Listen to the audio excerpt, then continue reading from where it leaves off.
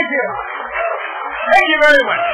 Thank you. God bless you all. Now, I always am happy when I have the, how do you call it, the guts to say that, yes, we're dealing with Sakawa and all those negative things that the youth deals with, and we just saw the guest before who told us about this very tragic story of her son involved in this Sakawa, if you will, tragedy. But on the other side of it, there are other youth that are actively engaged in productive thinking, creating things, and setting some kind of agenda. And I have absolute hope that Ghana is going somewhere because of these kinds of youth that we have among us. Now, give it up. Yeah. Thank you. I'm going to introduce to you two wonderful young ladies who have started something that they call the Greenfoot Campaign. They've established an NGO called the Energy Solutions Foundation.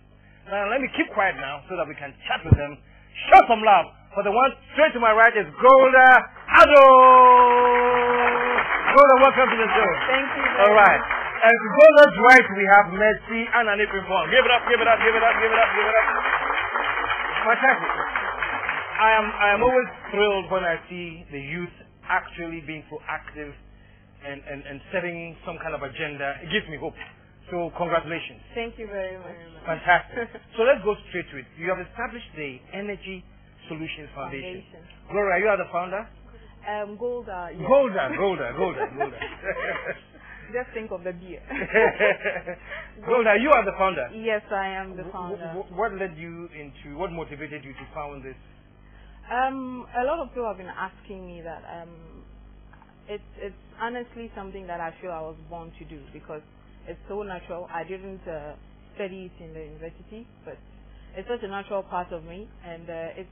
What is a natural part of you to pursue events that actually preserve our natural resources, and not just preserve the natural resources, but also enhance people's lives in the process. It's something that has always been on my mind. But aside from that, I live in the New Bawe area. And we've had two landfills. One was Addo Blogo, and the other has been moved to the Malam area. And it's a very terrible thing. People are actually living there, and I see it every day. So it's one practical thing that propelled me to actually start this thing. Yes. Okay. Yes. Okay. Fantastic. Give it up, man. and Mercy, you are the Executive Director for Communications. Yes. Give me more about your role in this. Okay, my role is I design the strategy of how we are going to execute our plans and dreams. And what I also do is the communications aspect, create how we are going to communicate to people, the information on our website, the information in our letters, information in our sponsorship packages and documents and everything. So what I'm doing is she dreams up the ideas and asks what she wants to do. We sit down and we plan how we are going to execute it, and then we start executing it. So basically, that's my role. Fantastic. So now you've said that to the foundation. Yes.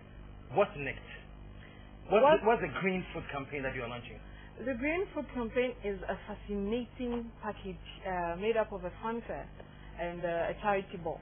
And for the funfair, Reggie Rockstone has delightfully come on board. He's hosting the funfair, and he's acting as the green energy icon for the entire campaign. And he's going to have an interactive music show on that day at the fair to pull the youth on stage. And he's going to interact with them even whilst they are doing their musical things to talk about how they can also help to go green. Because this generation has done its bit. We are going to be left here to live here, and we need to make sure that we are saving the earth and handing it over to the next generation. Right. So we need to start from the youth.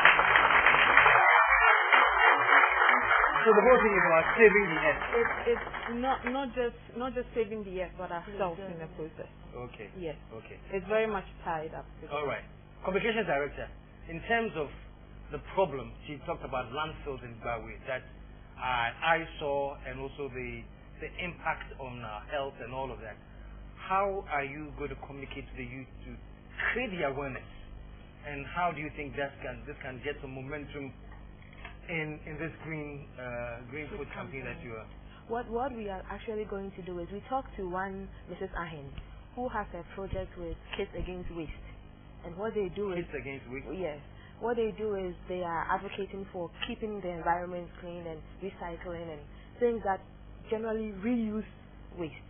And what we are doing for the event is to bring them on board to interact with the people who are going to attend for that day. We're also thinking of doing a walkathon that will take us through town and talk to and interact with people, with them having sling bags where they pick up litter along the way. Our aim is actually to promote recycling in the waste management sector. In a small way, we think that all the plastics we have around, if these were recycled, the way Trashy Bags is doing, or recycled in the way Cyclops Company does to reproduce plastic bottles for drinking cups, utensils and stuff, that would then put our waste back into, usefulness. Instead of them being like lying around all over the place.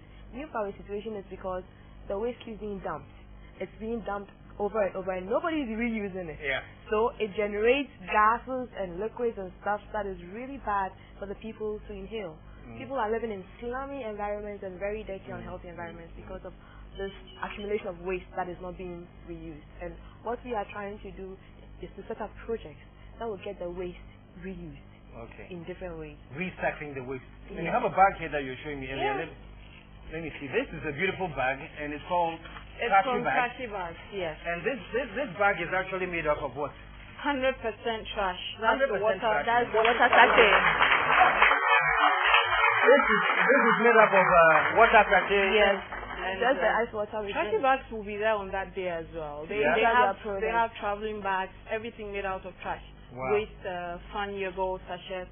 Well, we buy Trashy Bags here. So this is what they are doing. They collect the waste. Yes. So basically, you're advocating more of such things. Yes. And also with bottles, people make beads out of bottles. So we have a gentleman coming with beads made out of he uses bottles, glass bottles, and discarded glass. With renewable energy too, we are trying to promote solar energy. We want Ghana to diversify so that we don't only depend on hydro. Yeah. Then we don't have that frequent light off cycle we keep having, load shedding and stuff. If we use our solar sources and our wind sources, we get people diversifying so that it's not everything that is hooked onto the hydro. Okay. Now we have just a couple of minutes to go. Thank you for that very nice submission. But I'll come back to the founder. We talk about this a lot. Yeah. I'm very happy at least to see that you have started something. Yeah. But how are we, what assurance do we have that this is not going to be one of those 9-day wonders? How are we sure that this is going to be, do you need government policy to change? What are you doing to assure us that this is going to... We've done a lot. We came into existence 4 months ago. And within that time frame, we've gotten prominent activists in Ghana on board our Council of Advisors. There's Professor John Afari Aiden. He's the leading biogas expert in Africa, and he's a Ghanaian. He's done marvelous things. And he's on board our Council of Advisors. He'll be the guest speaker at the charity ball. We've been in talks with Professor Abeku Muhammad. He's the head of the Energy Commission and the head of the Energy Center at NUST, Kwame Nkrumah University. We've spoken to as many of the biogas and recycling people as possible. We went to Elmina to see this plastic recycling plant people, and they signed an agreement with us to work with them in Accra because they're in Elmina. And we've got this fan page on Facebook. We've got a blog that documents our progress from when we started till now. We've got so many people supporting and following us. And we have USAID giving us background support, technical support. Fantastic. Yes. So with the blog, people can actually see that we're not just talking, but we're on the ground, we're moving around.